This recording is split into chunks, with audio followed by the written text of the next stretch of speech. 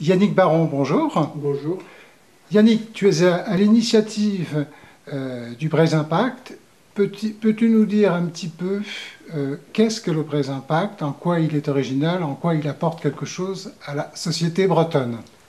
Le Brise Impact, ça veut un petit peu changer le Pénerva, si on veut dire ça en breton. C'est-à-dire que jusqu'à maintenant, tous les candidats, tous ceux qui se présentent aux élections, nous apportent des idées qui viennent du haut, généralement de Paris d'ailleurs, et nous proposent des programmes. Eh bien, nous avons pensé, nous, qu'il était temps de faire l'inverse, c'est-à-dire que c'est nous qui avons défini ce que nous souhaitons pour la Bretagne et qui allons demander à ceux qui se présentent à nos suffrages ben, de prendre ces points, ces 12 points qu'on a définis en charge pour les faire avancer. Mais ça ne limite pas à une sorte de programme, c'est d'abord et avant tout inviter les gens à construire eux-mêmes la Bretagne qu'ils veulent dans l'avenir.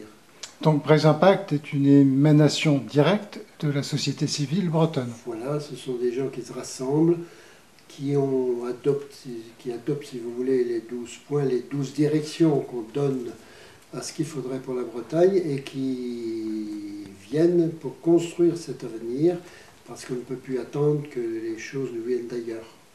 Donc finalement, on peut dire, et je crois que tu as employé l'expression, après les révolutions arabes, c'est la révolution du muguet et de la bruyère. On peut voir, en tout cas ça nous a appris beaucoup de choses, mais notamment qu'on peut bouger les sociétés. La preuve, dans de nombreux pays arabes, ils l'ont fait et dans des conditions souvent très très très difficiles. Mais il n'y a pas que là, en Italie ou bien en Espagne, il y a eu les indignés et tous ces gens-là qui se sont bougés pour faire bouger les choses aussi. Et par contre, dans la société hexagonale, tout stagne. Et en Bretagne, ben, il en est de même. Nous continuons à fonctionner avec des idées qui ont parfois 30 ou 40 ou 50 ans. Il est temps de revoir un petit peu tout ça en fonction de l'avenir. Yannick, tu es un militant connu de l'éducation, de la culture, de la défense des langues de Bretagne. Le Braise Impact parle uniquement de culture ou aborde aussi d'autres domaines? Je suis militant de ça, mais de beaucoup d'autres choses avant, pendant et après. On a gagné, par exemple, on parle beaucoup de Plogoff, je n'y étais strictement pour rien, mais j'ai créé par exemple Menhir Libre à Carnac et on a empêché l'État pendant 20 ans de faire ce qu'il voulait et finalement on a fait bien, on a gagné sur ce terrain-là. Donc on peut aussi gagner quand on veut. Et bien quand on a lancé Menhir Libre, nous étions 4 personnes et maintenant nous sommes 800.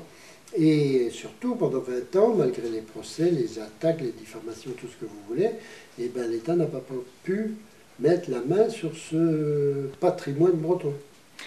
Donc cela veut dire, si j'ai bien compris, que Braise Impact ne servira pas à grand-chose si les Bretons ne participent pas directement à ce pacte en proposant par exemple des projets.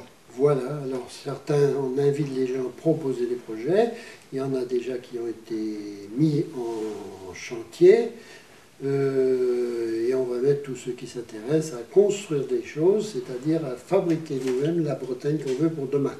Une Bretagne qui sera belle, prospère, solidaire, dans un monde plus uni et une Europe plus fédérale.